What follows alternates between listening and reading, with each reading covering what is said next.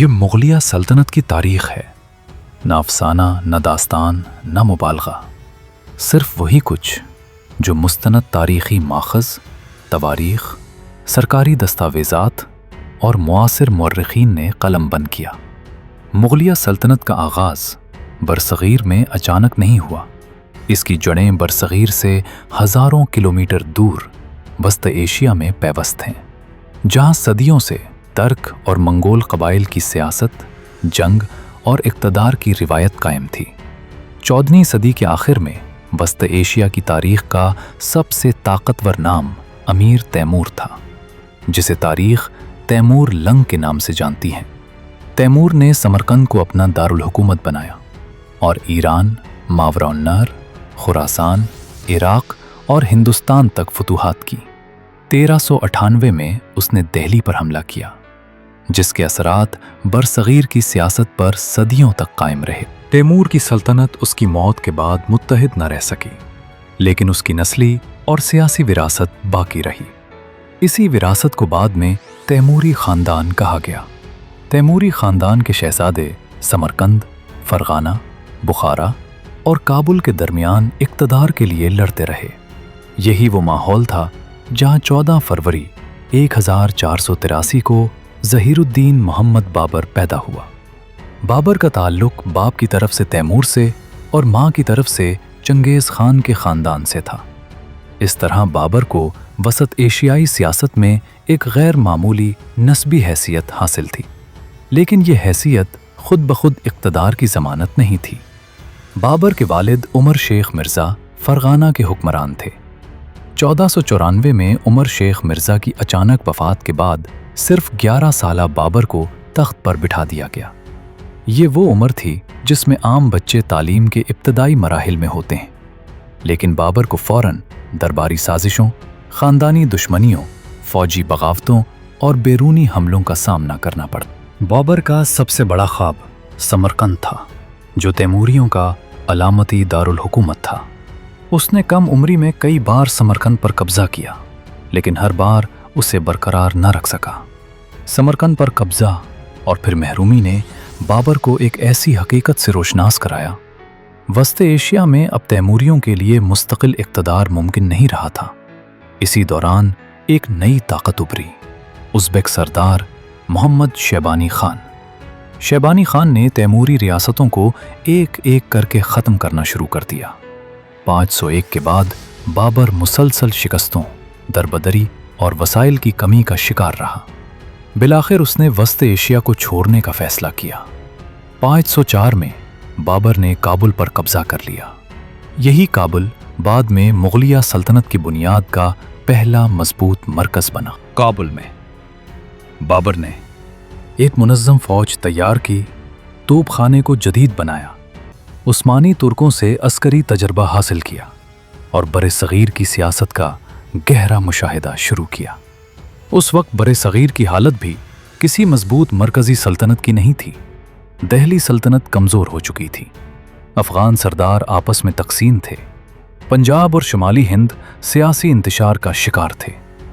بابر نے اپنے مشہور سوانحی ماخذ تذکرہ بابری میں خود لکھا ہے کہ ہندوستان کی دولت، زرخیزی اور سیاسی کمزوری نے اسے اس طرف متوجہ کیا۔ 519 سے 525 کے درمیان بابر نے متعدد بار پنجاب پر حملے کیے، راستوں، قلعوں اور مقامی طاقتوں کا عملی جائزہ لیا۔ آخر کار وہ لمحہ آیا جس نے برصغیر کی تاریخ ہمیشہ کے لیے بدل دی۔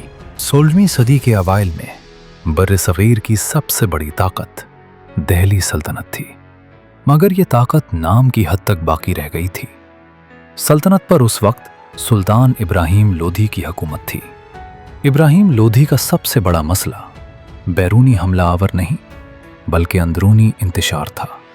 افغان امراء اس کی سخت گیری سے نالاں تھے، گورنر خود مختار بننے لگے تھے، پنجاب اور دوآبہ عملی طور پر مرکزی کنٹرول سے نکل چکے تھے۔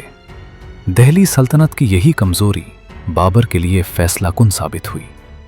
پنجاب کے بعض افغان سرداروں، خصوصاً دولت خان لودھی اور عالم خان لودھی نے بابر کو دعوت دی کہ وہ ہندوستان پر حملہ کرے اور ابراہیم لودھی کو ہٹائے۔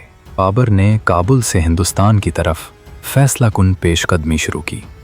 اس کے پاس تقریباً 12 سے 15 ہزار فوج تھی، جبکہ ابراہیم لودھی کی فوج کی تعداد 1 لاکھ سے زائد بتائی جاتی ہے، جن میں ہزاروں جنگی ہاتھی بھی شامل تھے۔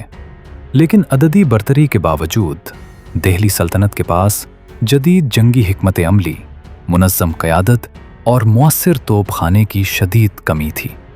21 اپریل 526 کو پانی پت کے میدان میں جنگ ہوئی۔ بابر نے پہلی مرتبہ ہندوستان میں منظم توپ خانے، بندوق بردار پیادہ فوج اور عثمانی طرز کی دفاعی صف بندی استعمال کی۔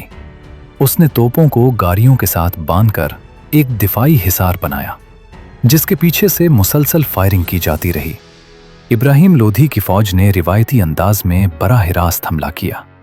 توپوں کی آواز سے جنگی ہاتھی بدک گئے، صفیں ٹوٹ گئیں اور چند ہی گھنٹوں میں جنگ کا فیصلہ ہو گیا۔ ابراہیم لودھی میدان جنگ میں مارا گیا اور لودھی خاندان کا خاتمہ ہو گیا۔ فتح کے بعد بابر نے دہلی اور آگرہ پر قبضہ کر لیا۔ یہی وہ مرحلہ تھا جہاں سے برصغیر میں مغلیہ سلطنت کا عملی آغاز ہوا۔ تاہم بابر کے لیے مشکلات ختم نہیں ہوئیں۔ راجپوت طاقت اب بھی مضبوط تھی، خاص طور پر میوار کا حکمران رانا سانگا، جو شمالی ہندوستان کی سب سے بڑی فوجی قوت بن چکا تھا۔ 527 میں خانوا کے مقام پر 1527 میں خانوا کے مقام پر دونوں افواج آمنے سامنے آئیں۔ یہ جنگ بابر کے لیے پانی پت سے بھی زیادہ خطرناک تھی، کیونکہ اس بار دشمن منظم، تجربہ کار اور مقامی حمایت رکھتا تھا۔ شدید لڑائی کے بعد بابر نے رانا سانگا کو شکست دی۔ اس فتح نے مغلیہ اقتدار کو فیصلہ کن استحکام دیا۔ اس کے بعد 528 میں چندیری اور 529 میں گھاگرا کی جنگ کے ذریعے بابر نے شمالی ہندوستان میں اپنی پوزیشن مضبوط کر لی۔ بابر کی حکومت مختصر رہی اور وہ صرف 4 سال ہندوستان میں حکمران رہا۔ 1530 میں اس کی وفات ہوئی، مگر ان چند برسوں میں اس نے ایک نئی سلطنت کی بنیاد رکھ دی۔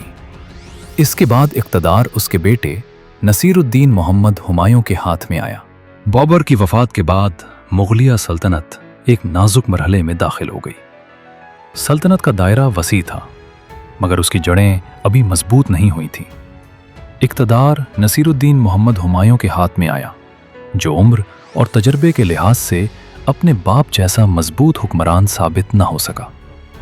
ہمایوں کو ابتدائی سے خاندانی اختلافات، صوبائی بغاوتوں اور بیرونی خطرات کا سامنا کرنا پڑا۔ ہمایوں کے بھائی، خصوصاً کامران مرزا، کابل اور لاہور کے علاقوں پر قابض تھے اور عملی طور پر خود مختار حکمرانوں کی طرح برتاؤ کر رہے تھے۔ ان بھائیوں کے درمیان اتحاد کے بجائے رقابت نے مغلیہ اقتدار کو کمزور کیا۔ اس کے ساتھ ساتھ ہندوستان میں افغان سردار دوبارہ منظم ہونا شروع ہو گئے تھے۔ اسی دوران بہار کے علاقے میں ایک باصلاحیت افغان سردار ابھرا، جس کا اصل نام فرید خان تھا، مگر تاریخ میں وہ شیر خان سوری کے نام سے معروف ہوا۔ شیر خان نے اپنی سیاسی بصیرت، عسکری مہارت اور نظم و ضبط کے ذریعے افغان طاقت کو یکجا کیا اور رفتہ رفتہ مغل اقتدار کے لیے سب سے بڑا خطرہ بن گیا۔ 539 میں گنگا کے کنارے، 1529 میں گنگا کے کنارے چوسا کے مقام پر ہمایوں اور شیر خان کی افواج کا سامنا ہوا۔ اس جنگ میں ہمایوں کو شدید شکست کا سامنا کرنا پڑا۔ اگلے ہی سال 540 میں کنوج کے قریب ہونے والی جنگ میں مغل فوج دوبارہ شکست کھا گئی۔ ان مسلسل ناکامیوں کے نتیجے میں ہمایوں کو دہلی اور آگرہ چھوڑ کر ہندوستان سے فرار ہونا پڑا۔ اس طرح مغلیہ سلطنت جو بابر نے قائم کی تھی، عملی طور پر ختم ہو گئی اور دہلی میں سوری سلطنت قائم ہو گئی۔ شیر شاہ سوری نے مختصر مگر مؤثر دور حکومت میں انتظامی اور معاشی اصلاحات نافذ کیں۔ اس نے زمین کی باقاعدہ پیمائش کروا کر محصولات کا منصفانہ نظام متعارف کرایا، ڈاک کا منظم نظام قائم کیا اور شاہراہوں کا جال بچھایا، جس نے تجارت اور مواصلات کو فروغ دیا۔ 1545 میں شیر شاہ سوری کی وفات کے بعد اس کے جانشین اس کے قائم کردہ نظام کو برقرار نہ رکھ سکے۔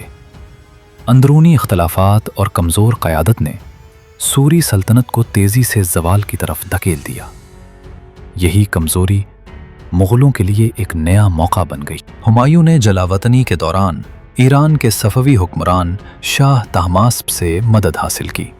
صفوی دربار میں قیام کے دوران ہمایوں نے ایرانی طرز حکومت، فن تعمیر اور ثقافت کو قریب سے دیکھا، جس کے اثرات بعد میں مغلیہ سلطنت میں نمایاں طور پر نظر آئے۔ 1555 میں ہمایوں نے ایک منظم فوج کے ساتھ دوبارہ ہندوستان کا رخ کیا اور دہلی پر قبضہ کر لیا۔ اس طرح مغلیہ سلطنت دوسری بار بحال ہوئی، مگر یہ بحالی مختصر ثابت ہوئی۔ 556 میں ہمایوں ایک حادثے کے نتیجے میں وفات پا گیا۔ ہمایوں کی وفات کے وقت اس کا بیٹا جلال الدین محمد اکبر کم عمر تھا۔ ایسے وقت میں اقتدار کا سنبھلنا آسان نہ تھا، مگر حالات نے اکبر کو تاریخ کے ایک اہم موڑ پر لا کھڑا کیا۔ مغلیہ سلطنت کا اصل استحکام اور عروج اب اسی کے دور میں ہونا تھا۔